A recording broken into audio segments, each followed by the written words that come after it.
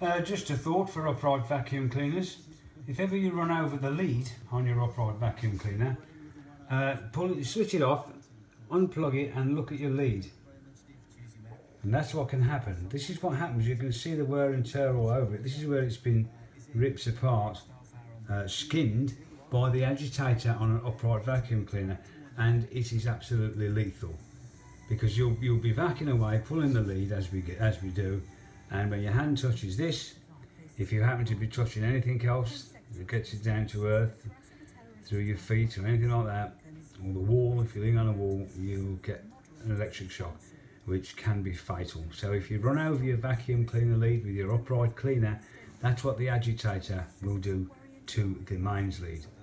So remember, if you do happen to do that, switch your cleaner off, unplug from the wall and have a careful look at the lead where you ran over it.